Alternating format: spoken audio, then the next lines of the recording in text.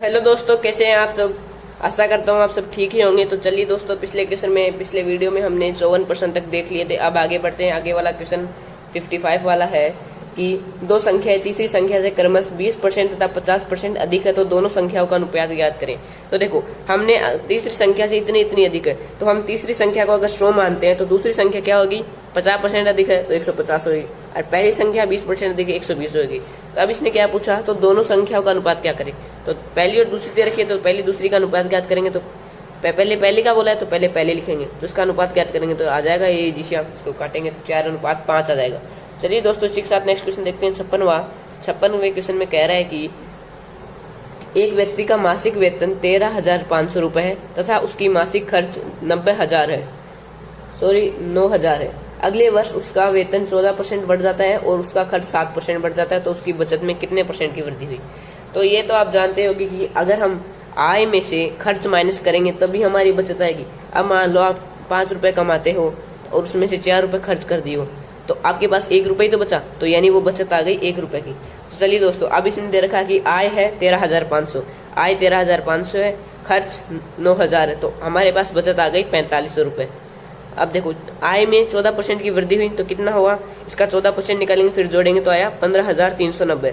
इसमें 7% की वृद्धि हुई तो 9,630 आया। तो इसमें से इसको निकालेंगे तो कितना आया, 5,760। ये इसकी आय हुई। पहले इतनी थी, अब इतनी होगी, तो कितने की वृद्धि हुई, 1,260 की वृद्धि हुई। अब इसमें प्रतिशत वृद्धि पूछा है, तो प्रतिशत वृद्धि के लिए 1260 बट्टे में 4500 हुई। तो पहले 4500 थी, फिर इतनी हुई, तो 4500 को बट्टे में लिखेंगे। परसेंटेज के लिए इंटू में 100, 2 जीरो से 2 जीरो को काटेंगे तो आया 28%। तो उसकी आय में, उसकी बचत में 28% की वृद्धि होगी। चलिए दोस्तों, नेक्स्ट क्वेश्चन पे बचते हैं। नेक्स्ट क्वेश्चन 57 है कि दो संख्याओं में से बड़ी संख्या का 40% छोटी संख्या के 60% के बराबर है। यदि संख्याओं का योग 150 है तो बड़ी संख्या ज्ञात करें। तो देखो, हमने माना कि बड़ी संख्या x है, तो छोटी संख्या हमने मानी y। x बड़ी संख्या है और छोटी संख्या हमने y मानी। अब क्या बोला कि बड़ी संख्या का 40%, तो x का 40% बराबर है y के 60% के। अब इसको सोल्व करेंगे तो ये 100 से 100 कट गया, 20 से काटेंगे 2 टाइम, 3 टाइम। तो x का, यह देखो यहाँ पे तो बताओ, x इंटू में 2 बराबर है y इंटू में 3। तो x अपॉन y में ये इधर आएगा, डिवाइड में ये इधर जाएगा, 3/2 आ गया। यानी x रेशियो y कितना हुआ, 3:5। अब इनका योग, रेशियो में योग कितना हुआ, 3+2, रेशियो अनुपात 5 हुआ। जबकि रियल में योग कितना दे रखा है, 150 है, तो अनुपात 1 की वैल्यू कितनी आई, 30 आई। तो ऐसे ही इसने बड़ी संख्या पूछी तो बड़ी संख्या x मानी, तो 30 इंटू में 3 90। तो बड़ी संख्या का मान हुआ 90, ऑप्शन सी। चलिए दोस्तों, इसी के साथ नेक्स्ट क्वेश्चन बढ़ते हैं। नेक्स्ट क्वेश्चन है 58वां कि दिया गया है कि a की आय का 10% बराबर है b की आय के 15% के, बराबर है c की आय के 20% के। यदि तीनों की आयों का योग 7,800 रुपए है तो b की आय ज्ञात करें। तो चलिए दोस्तों, b की आय ज्ञात करते हैं। ये दे रखा है कि a की आय का 10%, परसेंट हटाएंगे बट्टे में 100 लगेगा, तो अब b की आय के 15% के और c की आय के 20% के, परसेंट हटाएंगे बट्टे में 100 लगेगा। अब ये जीरो कट गए, 5 से काटेंगे 2 टाइम, ये 3 टाइम, ये 4 टाइम। तो a का दूसरा भाग बराबर है b के तीसरे भाग के, बराबर है c के चौथे भाग के। तो हम ऐसी संख्या मानते हैं जो 2 से 3 से 5 4 से कट जाए। तो हमने माना 12, इनका एलसीएम लिया तो 12। तो a की वैल्यू कितनी है, 2 को से डिवाइड देंगे 6, b की वैल्यू कितनी है 4, c की वैल्यू कितनी है 3। तो 6:4:3 a:b का मान हुआ। अब इनका अनुपात में योग कितना हुआ, 13, जबकि रियल में योग दे रखा है 7,800 रुपए। तो अनुपात 1 का मान हुआ 600 रुपए। तो इसने क्या पूछा, अब 600 रुपए। अब इसने b का मान पूछा है, b की आय पूछी है, तो 600 इंटू में 4 करेंगे तो 2400 रुपए b की आय हुई। चलिए दोस्तों, इसी के साथ नेक्स्ट क्वेश्चन में बढ़ते हैं। नेक्स्ट क्वेश्चन 59 है कि एक कक्षा में लड़कियों की संख्या लड़कों से 20% अधिक है। कक्षा में छात्रों की कुल संख्या 66 है। यदि कक्षा में 4 लड़कियां और आ जाएं तो लड़के तथा लड़कियों की संख्या का अनुपात क्या होगा। तो देखो, इसने दे रखा है कि 20% अधिक है, तो पहले 20% का मान कितना, 1/5। अधिक है यानी 5 से 1 ज्यादा यानी 6 है। तो लड़कियां अधिक है, तो लड़कियां अगर 5 है तो लड़कियां हुई 6। अब इनमें इनका योग कितना दे रखे हैं, 66। अनुपात में योग हुआ 11, रियल में योग 66, तो अनुपात 1 का मान हुआ 6। तो लड़के कितने हुए, 30 हुए, लड़कियां कितनी हुई, 36 हुई। तो अब देखो, लड़कियों में 4% चार लड़कियां और आ रहे हैं और जबकि लड़कों में कोई नहीं आ रहा, तो लड़के 30 रही है और लड़कियां 40 हो गई। तो इसने पूछा लड़के तथा लड़कियों का अनुपात कितना हुआ, काटेंगे तो 3:4 हुआ। तो ये ध्यान रखना, वो क्या पूछ रहा है, पहले लड़के का पूछ रहा है तो पहले लड़के का लिखेंगे, लड़की का पूछता है तो पहले लड़की का लिखते। इसी के साथ नेक्स्ट क्वेश्चन बढ़ते हैं। नेक्स्ट क्वेश्चन 60 कह रहा है कि यदि किसी भिन्न का अंश 20% बढ़ा दिया जाए तथा हर 5% घटा दिया जाए तो भिन्न 5/2 हो जाती है, तो वास्तविक भिन्न ज्ञात करें।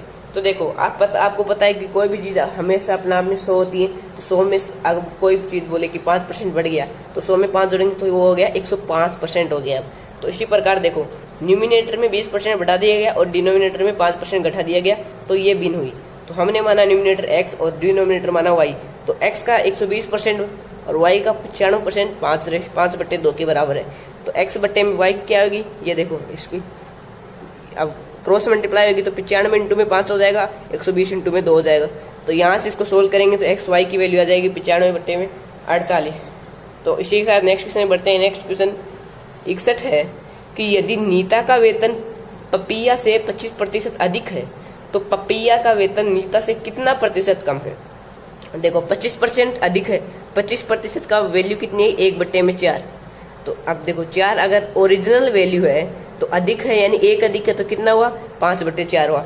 तो नीता का वेतन अगर 5 है तो पपैया का 4 हुआ, तभी तो 25% अधिक हुआ। तो अब देखो इसने क्या पूछा कि पपैया का वेतन नीता से कितना परसेंट कम है। पपैया का 1 कम है नीता से, क्योंकि इसका 1 ज्यादा है, तो 1 कम है किससे, नीता से कम है, तो नीता को बट्टे में लिखेंगे, इंटू में 100% के लिए यानी 20% की कमी है। तो चलिए दोस्तों नेक्स्ट क्वेश्चन बढ़ते हैं। तो दोस्तों हमारा नेक्स्ट क्वेश्चन 62 है कि एक विद्यालय में 2 सालों में क्रमशः 100 तथा 75 छात्र एक परीक्षा में शामिल होते हैं। उनमें से क्रमशः 75% तथा 60% छात्र सफल होते हैं, तो सफलता की औसत दर ज्ञात करें। देखो पहले साल 100 छात्र आए, 100 में से 75 पास हुए यानी 75 विद्यार्थी पास हुए। दूसरी साल 75 विद्यार्थी है, 75 में 60% पास हुए यानी 45 विद्यार्थी पास हुए।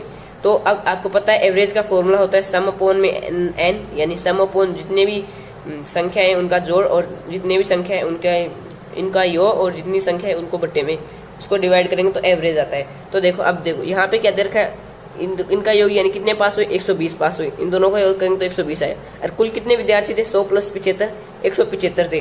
परसेंटेज के लिए इंटू में 100, तो एवरेज प्रतिशत आ गई 68 सही 4/7% उनका एवरेज है सफलता की औसत दर, यानी एवरेज पासिंग परसेंटेज है।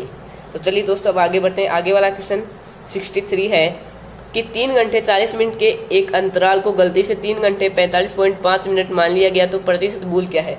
देखो 3 घंटे 40 मिनट माना था, 45 मान लिया, तो कितने की भूल हुई, 5 मिनट 5 सेकेंड की 5.5 की भूल हुई। तो प्रतिशत भूल निकालनी है, तो प्रतिशत भूल कैसे निकालेंगे, 5.5 की तो भूल हुई, किसके रिस्पेक्ट में हुई, हमें मानने थे 3 घंटे 40 मिनट, तो हमने मान लिया 3 घंटे 45 मिनट।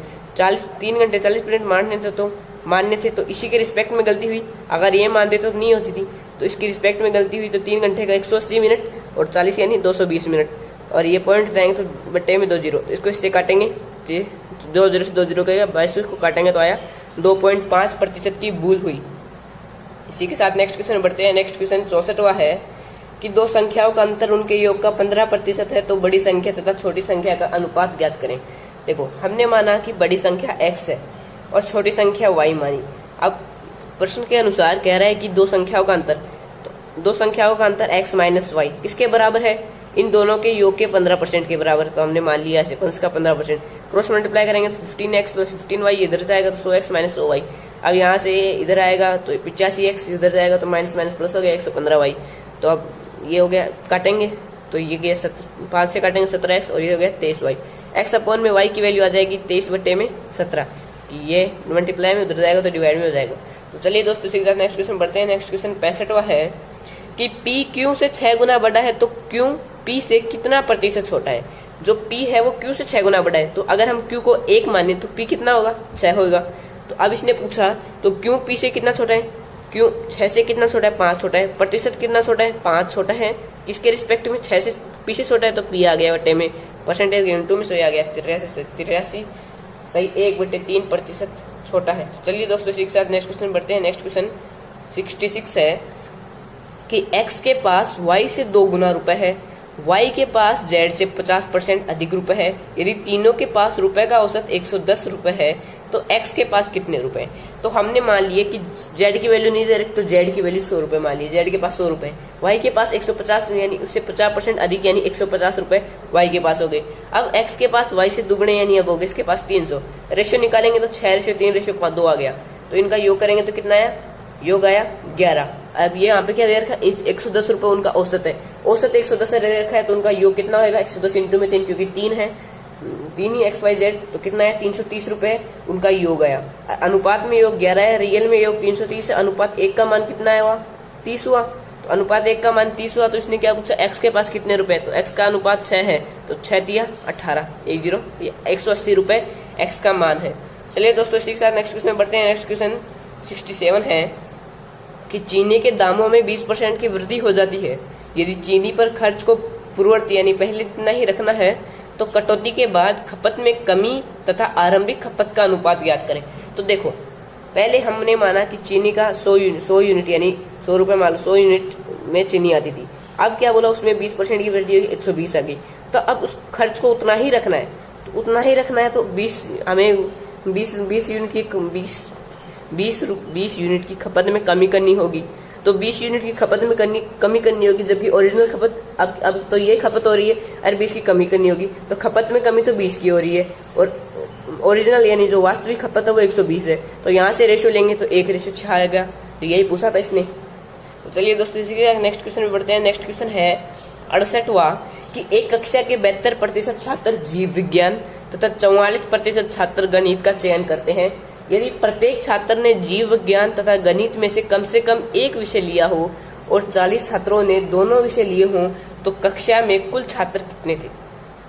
तो देखो, 72% छात्र बायोलॉजी, जीव विज्ञान को बायोलॉजी बोलते हैं, और मैथ यानी गणित, तो गणित में 44% विद्यार्थी ने चयन किया यानी पास हुए लिए, कुछ भी मान लो। यदि प्रत्येक छात्र ने जीव विज्ञान तथा गणित में कम से कम एक लिए और 40 छात्रों ने दोनों विषय लिए हों तो देखो 55, ये 1 मिनट रुको, 72% और 44% मैथ लिए, तो देखो इनको योग करेंगे तो कितना? 116% है। लेकिन कोई भी चीज अपने आप में तो 100% होती है, यानी ये जो 16% है वो क्या है?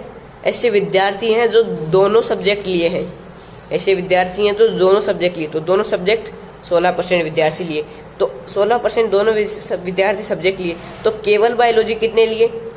72 लिए कुल बायोलॉजी, इसमें कुछ 16% मैथ के भी हैं, तो कितने हो गए? 56% हो गए बायोलॉजी। मैथ के क्या बोले? 44%, जिसमें 16% बायोलॉजी भी लिए हैं, तो केवल मैथ के 28%। लेकिन हमें इनका निकालने की वैल्यू जरूरत नहीं थी, ये तो मैंने वैसे आपको समझाने के लिए बोल दिया। इसने क्वेश्चन में यही पूछा है कि 40% दोनों लिए, तो 16% की वैल्यू दे रखी है, सीधे 40%, तो इनको निकालो चाहे नहीं निकालो, उससे कोई फायदा नहीं। तो देखो 16% की वैल्यू 40 दे रखी है, यानी 16% की वैल्यू 40 विद्यार्थी दे रखी है, 40 स्टूडेंट दे रखी है। तो देखो 100% इसने क्या पूछा? तो कुल कितने छात्र थे? कुल यानी 100%, तो इसकी 100% की वैल्यू निकालेंगे तो 250 विद्यार्थी कुल थे। बस यही पूछा था इस क्वेश्चन में। चलिए दोस्तों, नेक्स्ट क्वेश्चन बढ़ते हैं। नेक्स्ट क्वेश्चन है 69 क्वेश्चन है कि एक परीक्षा में एक छात्र को 30 अंक प्राप्त होते हैं और वह 25 अंकों से असफल हो जाता है। उसी परीक्षा में दूसरे छात्र को 40% अंक प्राप्त होते हैं और उसे उत्तीर्णांक से 25% अंक अधिक मिलते हैं। तो परीक्षा में अधिकतम उत्तीर्णांक कितने हैं? तो देखो, अगर दोस्तों अब ऐसे करोगे कि पासिंग मार्क्स, पहले के पासिंग मार्क्स निकालोगे, तो हमने माना कुल मार्क्स x थे, तो उसके पासिंग मार्क्स हुए 30x बटे में 100। इसमें अगर 25 मार्क्स कम लिए तो 25 ज्यादा ले आते, 25 मार्क्स और ले आते, तो ये पासिंग मार्क्स के बराबर हो जाता। अब ऐसे दूसरे विद्यार्थी के 40x आए तो उसके 40% मार्क्स आए, तो 40x हो गया। अब उसके क्या बोला? जो पासिंग मार्क्स थे उसका 25% ज्यादा लिया है, तो उसका 25% निकालेंगे। तो ये थोड़ा लॉन्ग मेथड हो जाएगा। आप इसको ऑप्शन वाइज करोगे तो बहुत इजी से हो जाएगा। अब देखो, इसके ऑप्शन दे रखे हैं 400, 480, 500, 580। तो पहला ऑप्शन लेते हैं 400, क्योंकि ये पहला ऑप्शन लिया 400, तो यानी 400 क्या है? पासिंग मार्क्स है, क्योंकि इसने क्या पूछा? पासिंग मार्क्स पूछे, तो पासिंग मार्क्स 400 माने। तो यहाँ से हम टोटल मार्क्स निकाल सकते हैं। कैसे? कि देखो, पासिंग मार्क्स 400 है, जबकि इसमें पहले में इसमें ये बोल रखा है कि किसी विद्यार्थी के 30% जो टोटल मार्क्स हैं उसके 30% आए, लेकिन अगर उसके 25 मार्क्स और आ जाते तो वह पास हो जाता। तो देखो 400 में से 25 निकालेंगे तभी वो 30% के बराबर होएगा, यानी 375 की वैल्यू 30% के बराबर होएगी। क्योंकि देखो अगर 25 मार्क्स कम आए तभी तो 30 आए। पासिंग मार्क्स हमने 400 माने, तो 400 में से 25 निकालेंगे तो 375 आया, तो 375 ही 30% के बराबर होगा। तो यहाँ से सोल्व करके 100% की वैल्यू ऐसे निकालेंगे, ये 30 बट्टे में चला जाएगा, इनटू में 100 चला जाएगा, तो 1250 कुल जो मार्क्स थे वो 1250 है। अब इसको 1250 मार्क्स कुल आ गए। अब क्या दे रखा है, सेकंड कंडीशन हमको दे रखी है कि दूसरे विद्यार्थी के 40% अंक प्राप्त हुए। तो देखो कुल मार्क्स के 40% अंक प्राप्त हुए। अब वो क्या बोल रखा है कि 25 अंक अधिक मिलते, 25% अंक और अधिक मिलते हैं किसके, पासिंग मार्क्स के। पासिंग मार्क्स हमने 400 मानते, तो 400 के 25%, 400 का 25% निकालेंगे तो 400 का 25% आया 100, 1250 का 40% कितना आया 500। तो ये क्या बोला, 100 अंक अधिक मिलते हैं। तो अगर 500 में से 100 अधिक अंक निकाल देंगे तो हमारे पास आ गए 400 मार्क्स। तो 400 मार्क्स क्या हुई है, ये पासिंग मार्क्स हुए। और ऑप्शन में हमने भी 400 मार्क्स ही माने थे, तो 400 मार्क्स यानी ये ऑप्शन सही है। तो ये देखो कि इसने दे रखा है, आपको ये समझ दूसरा वाला समझ में है तो एक बार मैं फिर से बता दूं कि ये दे रखा है कि जो टोटल मार्क्स थे उसके 40% उसके मार्क्स आए, यानी कितना आए 500 आए। अब दे रखा है कि जो पासिंग मार्क्स थे उससे 25% ज्यादा है, जो उससे 25% ज्यादा है। तो 400 पासिंग मार्क्स तो 400 का 25% कितना आया 100 हुआ, तो 100 ज्यादा आए। तो अगर हम 100 कम करेंगे तो हमको पासिंग मार्क्स पता चल जाएंगे। तो 500 में 100 कम करेंगे तो 400, तो 400 ही पासिंग मार्क्स ऑप्शन में माना था, तो ऑप्शन 1 सही है।